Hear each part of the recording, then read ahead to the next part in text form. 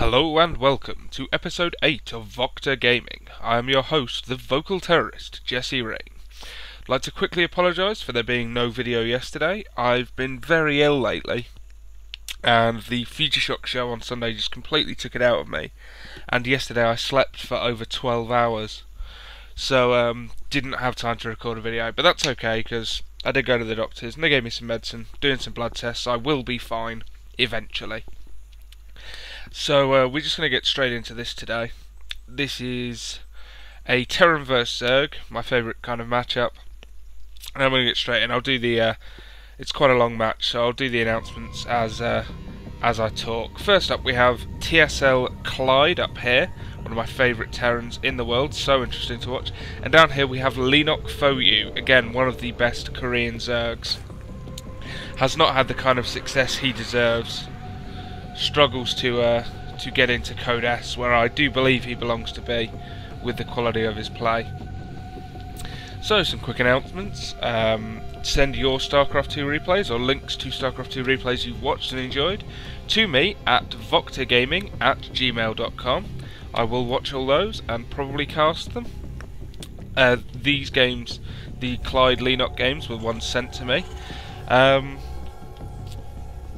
Don't forget to join us on the chat, irc.funetic.net, #gaming, run by NodeSNL. We are pretty much always in there. There's always someone about, and we're very willing to talk about this game or any other game, including our current game of the month, which is Borderlands, which we are now organising sometime to co-op play together. So come in, join us, hang out with us. See there, LeenockfOu saying FXO.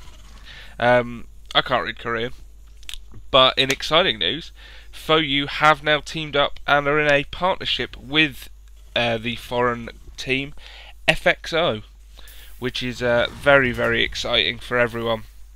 Much like the partnership between OGS and Team Liquid, should really provide a lot of new stuff for both teams. Should be really, really good. Will be interesting to see how well it helps FX Open.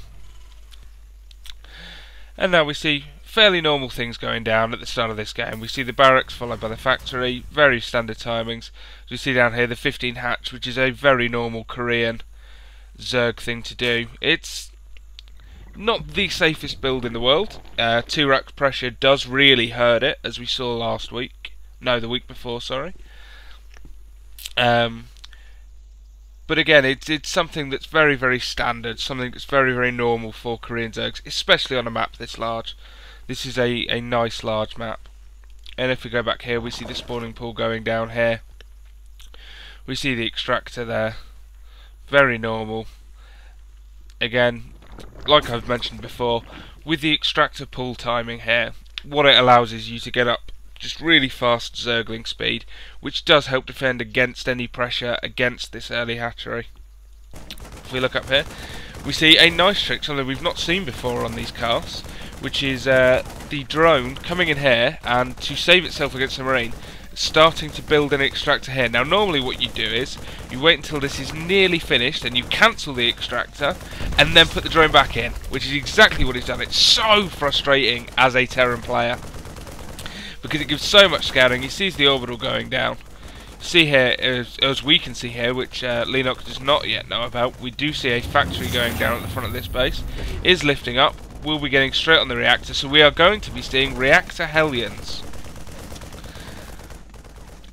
And he can do this extraction trick for a long, long time at the moment, with only 1 marine being produced, and he sees that only the 1 marine is being produced. Because if there were more, it would be coming down here, so he knows something tricky is going on. Of course, he does not yet know, I do not believe, that about this factory. No, he will know. He saw the factory building. He won't know about the reactor, but he will know that the factory is there. So he's going to be ready for Hellions. I believe that is the point of... In fact, yes, we see him building the spine crawler here.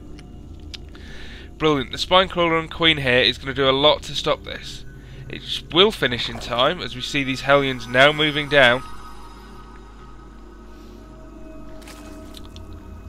The question is, will they be able to do any kind of damage? Not a lot of drones here, and in fact, nope, turning around turning around immediately, and we see the Evo chamber going down here. Brilliant timing there from Leenock. Just makes a much longer path for the Hellions again, forces them past the Spinecrawler and the Queen. Absolutely brilliant.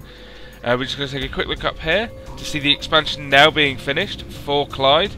That's behind these Hellions, a very good idea. When you can pressure your opponent to at least keep him in his base and create static defense like this, it makes sense to expand behind it. You see, just doing some slight damage to this evolution chamber, not going to do a lot. Evo chambers have masses of health. If we go here, we see a starport now going down on this tech lab with the barracks floating away. You're going to see much mech play from Clide, which is very interesting. It's a very new style of Terran play, really, to see lots and lots of Hellions, tanks, Banshees, medevacs, large forces of Vikings. We see Cloak is going down now, and a Banshee is building. A bunker going down here to stop any kind of Zergling pressure. While we're seeing here, this hatchery is evolving to a layer, which is going to allow him to get things like Spire Tech, Muters, eventually going on to Broodlords and the like. Melee attacks level 1 being upgraded for the Zerg right now. And as we note, this force of Speedlings now moving around the map, having dodged those Hellions completely, is getting into that small gap there. Absolutely brilliant. Will run into the main base. Is going to try and take down this tech lab. Should be able to get it. That is going to stop Cloak and completely destroy the Banshee harass. Absolutely fantastic move by Leenock there. And is going to do a lot of damage in here. The Hellions taking a while to get back. Should kill all these Zerglings. But so much damage being done right now. That was an absolutely brilliantly timed move from Leenock to get in before this wall-off was completed.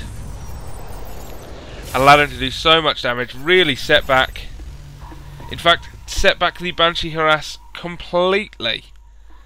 As only one Banshee being made, not cloaked. Will not be able to do a lot with the Queen here. We'll take Leenock's view away from whatever he's doing momentarily.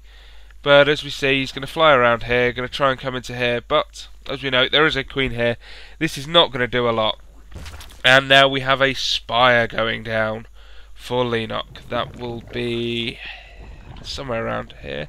There, oh, a macro hatchery. Very interesting. Very interesting. Opting not to take a third base just yet with the Hellions on the map. As we see more and more Hellions going down here. Not what Clide wants. As we cut back to the main base, we see the factory is now on the tech lab, getting siege tech, pumping out siege tanks as fast as possible. We see another hatchery going out from Leenock, going the really fast expand, just taking the entire map. And a Baneling nest now being produced.